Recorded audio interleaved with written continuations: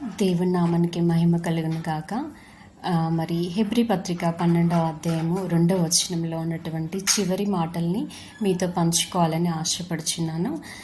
మరి ఏంటి అంటే, ఆయన తన ఎదుట ఉంచబడిన ఆనందము కొరకే అవమానమును నిర్లక్ష్యపెట్టి సిలువను సహించి దేవుని సింహాసనం యొక్క కుడి పార్శ్వమున ఆసీనుడై ఉన్నాడు. మరి ఇక్కడ చక్కటి మాటలు మరి రాయించాడు కదా దేవుడు. మరి యేసుప్రభు వారు ఏం చేశారంట, అవమానాన్ని నిర్లక్ష్యం చేసినటువంటి దేవుడుగా ఉన్నాడు కదా. మరి ఆయన త్రిత్రములో ఉన్నటువంటి దేవుడు, మరి కుమారుడిగా మరి ఈ లోకానికి వచ్చినప్పుడు, ఆయన శిలువ మరణాన్ని పొందినప్పుడు మరి అన్యాయంగా ఆయన ఎంతగానో అవమానించబడ్డాడు. కానీ మరి ఆ యొక్క అవమానాన్ని ఆయన నిర్లక్ష్య పెట్టలేదు. కాబట్టి మరి ఈ దినము నీకు నాకు మనందరికీ కూడా నిత్య జీవము ఉన్నదని మనం నమ్ముచున్నాము. మరి ఆయన ఆ యొక్క అవమానంని ఆయన సిలువలో మరి చాలా భయంకరమైనటువంటి అవమానం కదండి. మరి ఆయన యొక్క బట్టలను చింపుకున్నటకాలు చీటీలు వేసుకోవడం, మరి ఆయన యొక్క మొహము మీద ఉమ్మి వేయడము చాలా భయంకరంగా, ఆయనలో ఎలాంటి పాపం లేకున్నాను ఆయన మీద అబద్ధపు సాక్ష్యం చెప్పడము, ఇవన్నీ కూడా చాలా భయంకరంగా ఆ యొక్క కొరడా దెబ్బలు, ఆ వస్త్రహీనను చేసి భయంకరంగా ఆయనని హింసించారు కదా. మరి అవన్నీ జరుగుతున్నా కూడా ఆయనలో ఏ పాపము లేకున్నా కూడా ఆయన ఏ విధంగా ఉన్నాడంట, ఆ యొక్క అవమానాన్ని ఆయన నిర్లక్ష్యం చేసినటువంటి దేవుడుగా ఉన్నాడు. ఒకవేళ ఆయన లక్ష్య పెట్టి ఆ అవమానానికి ఆయన రెస్పాండ్ అయి ఉంటే కనుక మరి ఆయన పునరుద్ధానుడిగా లేచేవాడు కాదు. మరి మనకు కూడా పునరుద్ధానం అనేది ఉండేది కాదు. మరి ఆ యొక్క తండ్రి చిత్తం ఏదైతే ఉందో, ఆయన వచ్చిన పని ఏదైతే ఉందో, తండ్రి చిత్తానికి తల వంచి ఆ యొక్క హింసను, ఆ యొక్క అవమానాన్ని ఆయన భరించాడు.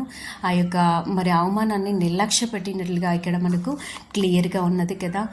మరి దీని ద్వారా మనం ఏం నేర్చుకోవాలి? మరి దేవుడు మనకేం నేర్పిస్తున్నాడు ఈ యొక్క మాటల ద్వారా? మరి యొక్క సిలువలో ఆయన ఆ అవమానాన్ని నిర్లక్ష్య పెట్టినటువంటి ఆ యొక్క పదము ద్వారా మరి మనం ఏం నేర్చుకోవాలి అంటే, మరి మత్తయి సువార్త 5వ అధ్యాయం 11-12 వచనాలలో మరి రాయించబడి ఉంటుంది కదా. నా నిమిత్తమై జనులు మిమ్మల్ని నిందించి హింసించి అబద్ధపు మాటలెల్లా పలుకున్నప్పుడు మీరు ధన్యులు, మరి పరలోక రాజ్యంలో మీ ఫలము అధికమగున అనేసి మరి దేవుని మాట అనేది అక్కడ సెలవిస్తూ ఉంటుంది. దేవుడు మనకు ఆ విధంగా ఉండమనేసి దేవుడు మనకు చెప్తున్నాడు కదా.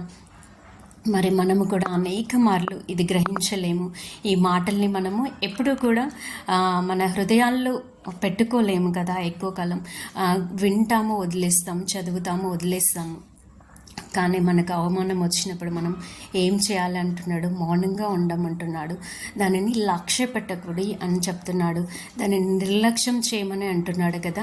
మరి ఆ విధంగా ఉంటే మనకి ఏమవుతుందంట, పరలోక రాజ్యంలో మన యొక్క ఫలం అనేది అధికమవుతుంది అనేసి చెప్తున్నాడు. మరి అంత మాత్రమే కాదు, కానీ అవమానానికి ప్రతిగా రెట్టింపు ఘనతనిస్తానంటున్నాడు. అంతేకాదు, మరి ఆ యొక్క నిందకు ప్రతిగా పూదండాన్ని మనకు అనుగ్రహిస్తానంటున్నాడు. కాబట్టి మనము ఆ యొక్క మాటల్ని మన హృదయం అనే పలక మీద రాసుకొని, మనకు అవమానం కలిగినప్పుడు మనము దానిని నిర్లక్ష్య పెట్టి మన యొక్క లక్ష్యం ఏంటో దాన్ని రీచ్ అవ్వాలంటే మనకు కలిగినటువంటి అవమానాలన్నీ కూడా మనం నిర్లక్ష్య పెట్టే వారంగా ఉండాలి.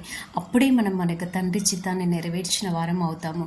మరి కుమారుడైనటువంటి దేవుడు కూడా తండ్రి యొక్క చిత్తాన్ని ఆయన నెరవేర్చడానికి ఆయన యొక్క అవమానాన్ని నిర్లక్ష్య పెట్టిన ఉన్నాడు. కాబట్టి ఆయన యొక్క తండ్రి యొక్క కుడి పార్శ్వమున కూర్చోగలిగాడు కదా. మరి మనం కూడా దేవుడి నుంచి మరి ఆ యొక్క రెట్టింపు ఘనతను పొందుకోవడానికి, మరి పూదండను పొందుకోవడానికి, అంత మాత్రమే కాదు, పరలోక రాజ్యంలో మన యొక్క ఫలంని అధికం చేసుకోవడానికి మరి మనము కూడా మనం అవమానం కలిగినప్పుడు నిర్లక్ష్యం పెట్టే వారంగా ఉండాలి. అట్టి కృప దేవుడు మనకందరికీ దయచేయను గాక. ఈ కొద్ది మాటలు దేవుడు దీవించి ఆశీర్వదించును గాక. ఆమేన్.